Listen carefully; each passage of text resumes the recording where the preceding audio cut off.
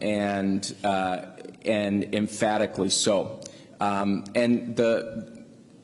To put it in context for what it means for climate math for the United States, this is 130 million metric tons of emissions reduction just in 2030.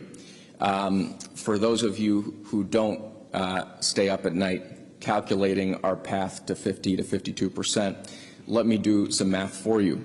That amounts to almost 2% of our annual emissions, helping close that gap even further and moving us along the trajectory we need to be on. And it's not just EPA acting alone.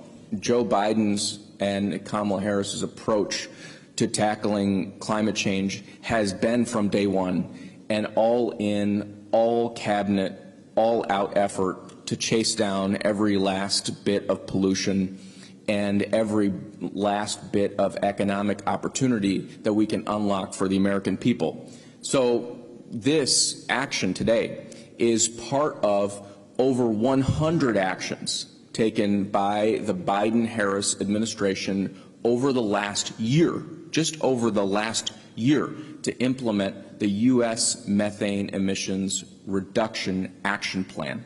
And to give you a few examples, in May, our Department of Transportation, under Secretary Buttigieg's leadership, announced a rule that would help improve the performance of 2.7 million miles of pipeline, patching up leaks that create danger for our communities, literal physical risk, and capturing those emissions at the same time. Just this past year, we deployed $1 billion to cap abandoned wells, 10,000 of them all across the United States of America. So remember, we came here the first COP under the Biden administration. We were negotiating the infrastructure law at the time. A lot of folks said, you probably won't pass it. Well, we did. The next COP, we came back, we had just passed the Inflation Reduction Act. This COP, we come back, and our message is this: we are implementing it. And the proof is now showing up in communities all across America. $850 million to reclaim abandoned mines, deployed last year, not promised, deployed last year. And working with NASA and the International Space Station, 800 plumes identified over the course of 16 months, forming the data environment that allows us to go after these leaks. And it's not just in the oil and gas sector. In the last year, we deployed $130 million to go after food waste, which drives methane emissions. So here's an opportunity to boost food security, to tackle climate emissions, and create economic opportunity at the same time. $700 million deployed last year to capture agricultural methane.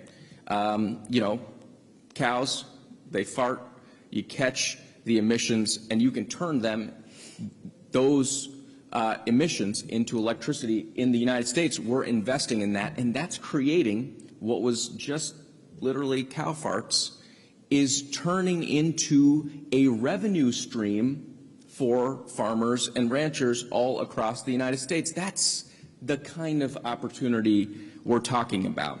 And what's exciting to me is, in this venue in particular, is that this 100 actions taken over the last year that show what it looks like to implement this aggressive and ambitious playbook is not just about what happens in the United States of America. By setting standards that build a massive and certain market for the technologies that we need to reduce methane emissions, we're going to drive down the technology costs to deploy those technologies, and we're going to facilitate capital formation hungry to deploy that technology all around the world.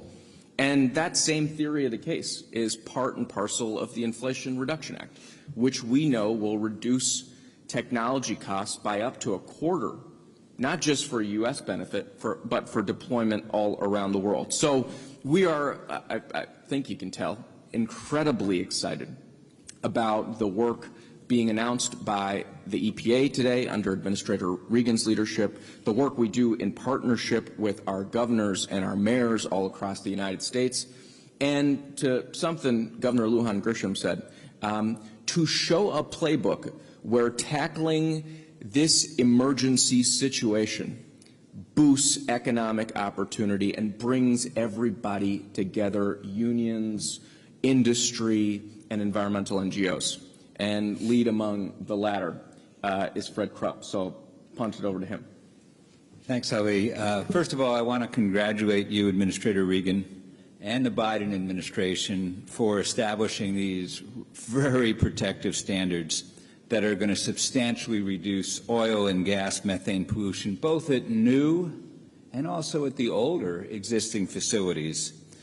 You know, EPA's sensible protections address one of the single largest sources of climate destabilizing pollution in the United States and the world.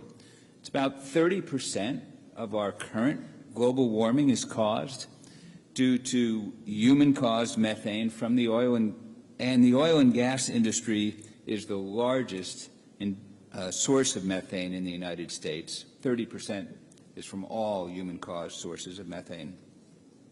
So these predictions, which, as Administrator Regan said, will reduce 58 million tons of methane pollution in the current year, what does that mean?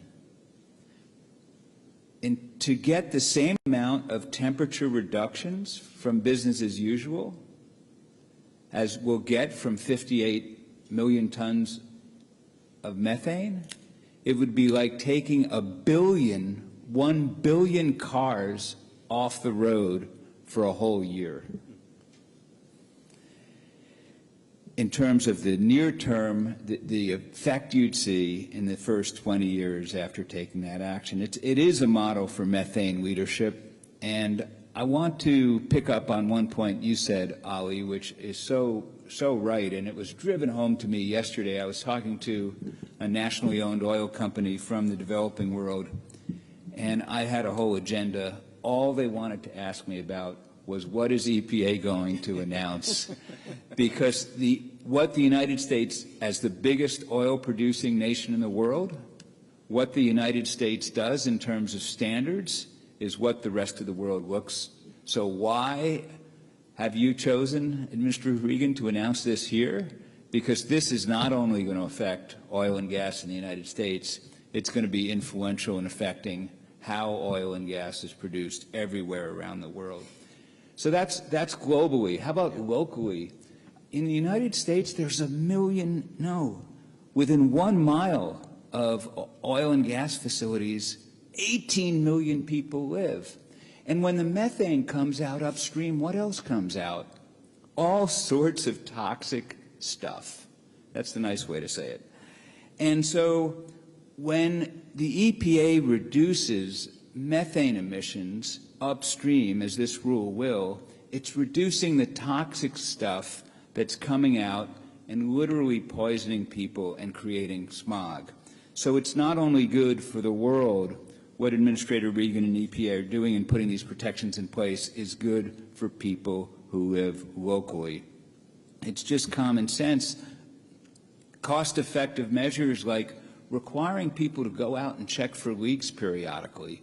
It's just common sense. It's not really expensive, and it produces big results. Replacing the seals around compressors, they wear out. So require them to be replaced every few years, and you stop these leaks. Cut the amount of flaring. What does that do? Well, it turns out, yes, a flare can combust 99% of methane, but often if they're not maintained, they only combust 89%. So you get 10% leaking, or the flare goes out, and it's not automatically relit. It can be out. We've flown over flares that have been out for weeks. And when they're out, they're just venting methane. So this is what the regulation in the real world is going to prevent. Administrator Regan, your colleagues in the EPA have shown tremendous leadership in adopting these protections, and we look forward to working with you, the EPA, and the states to get these rules implemented so these safeguards are in place soon for communities all around the country. From the bottom of my heart, thank you. Thank you, Fred.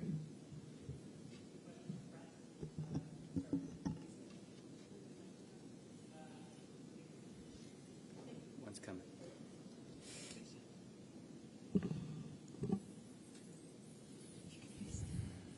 Sure, yeah. Hi, Lisa Friedman from the New York Times. Thank you for doing this. Question for Administrator Reagan and maybe a question for Ali. Administrator, can you talk about why it's been a relatively easier to address methane and had success working with industry as opposed to carbon dioxide emissions? And for Ali, there's been a lot of criticism from developing countries that while the U.S. has been acting on climate at home, it's been a laggard on international climate finance. Can you explain why the U.S. pledge for the Loss and Damage Fund was so much less than other countries like the UAE and Germany that put up $100 million? Thanks. Well, I'll start, Lisa, by saying, number one, I think that the focus on methane and the reduction of methane emissions has been one that has been going on for, quite a number of years. And we were able to leverage a lot of work that has been done previously, but also there's a reason that the governor and Fred are on the stage, which is they have been leaders in this field, and we've been able to take some aspects of their blueprints, bring everyone to the table, and create a successful and very aggressive technology standard. This is probably one of the most innovative standards the EPA has ever produced. I think the field of technologies applicable to reducing methane for this industry are here and continuing to grow. We take all of that into account. And so we've been able to really leverage what leading organizations like Environmental Defense Fund has been able to do and show and demonstrate with satellite technology. We've been able to leverage the real benefits that we're seeing on the ground in states under leadership like Governor Lujan Grisham. And quite frankly, leadership matters, and the President has really forced us to take a look at how we could do this in a way where we reduce the environmental disbenefits, the public health disbenefits, leverage technology, stay focused on job creation, and we have historic legislation like the Inflation Reduction Act to complement this regulatory action to allow for us to really be as aggressive as we have. So it's just really an exciting time for this industry in particular, but I also would say that we are having a lot of success working with the industry on our cars and trucks and heavy duty, and we're continuing to keep the power sector at the table as well. So more to be said on that at a later date, and I'll turn it over to Ali. As a collective, I think that we've all got to make immense progress both on reducing emissions and being a strong and faithful partner to folks facing down the impacts of a changing climate all around the world. That's why central to the Paris Agreement, one of the elements was the mobilization of capital, $100 billion target set that the OECD has tracked against and noted progress in terms of meeting. But we have to keep building on top of that. The President has deployed under his leadership capital into the Green Climate Fund, which continues to strengthen its practices and increase its reach and impact. The U.S. has been a partner engaging with this COPS dialogue on helping establish the mechanisms and what will be a startup entity within the bank to address loss and damage. And I think we've got a really strong track record as an administration setting that ambition of over $11 billion for climate finance. I think you'll hear from us over the course of this COP the progress we're making just in this calendar year that, at least for us, gives us confidence that we're on track and the right trajectory to meet that very ambitious target. But look, there's incredible amount of work that needs to be done in this space, And we need to work as an administration not only to galvanize solutions, both public and privately financed here on the global stage, but to galvanize the political economy in the U.S. on the domestic side, to see the interconnectedness of the climate crisis with global security issues. These are intertwined matters. In rooms across this complex, folks will be talking about how climate puts stress and strain on violence and extremism, how climate puts pressure and strain on trends around migration. We have to see these as interconnected, interrelated issues. We continue to make that case domestically, and we continue to lead on that internationally. And the work's not done. We will continue to reach higher.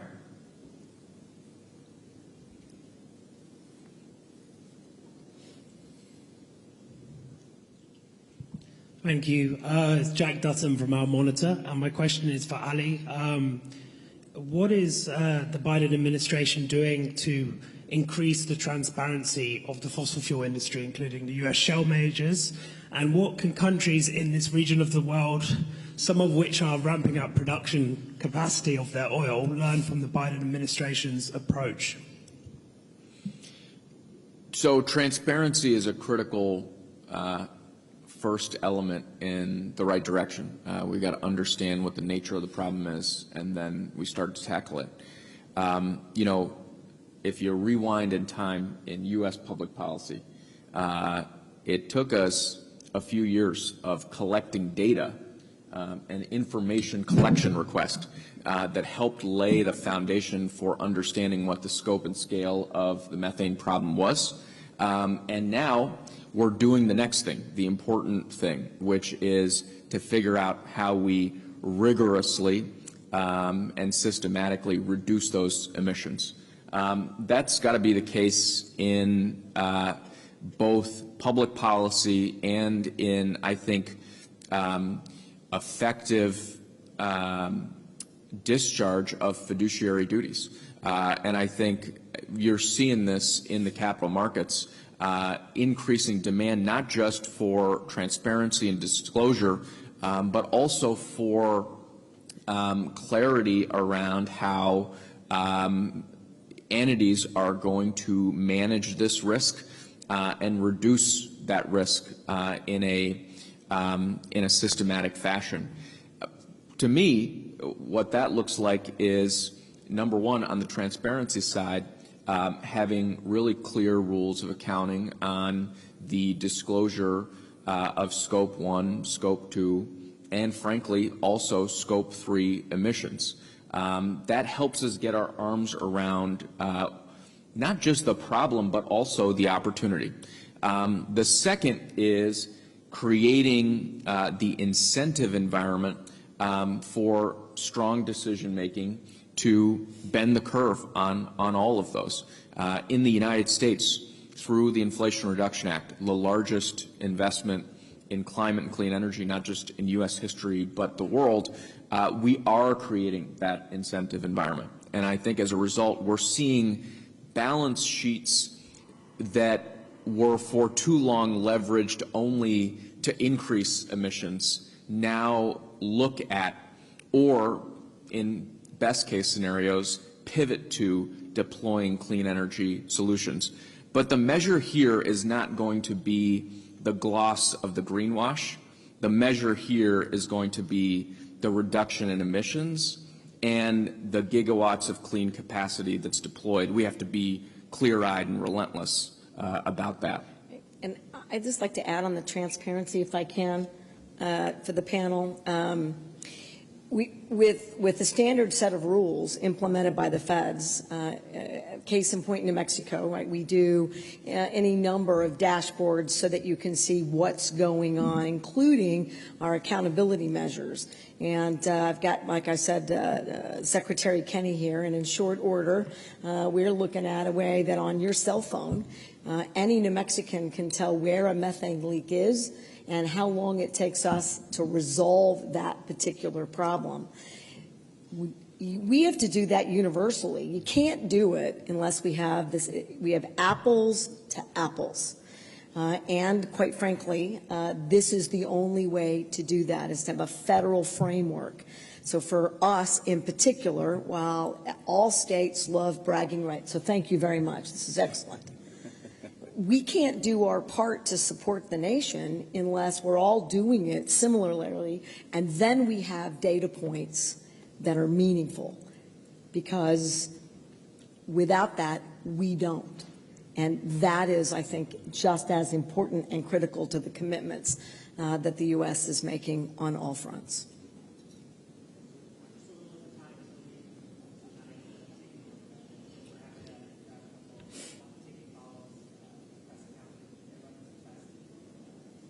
Thank you. Thank you, everyone. Thank you all.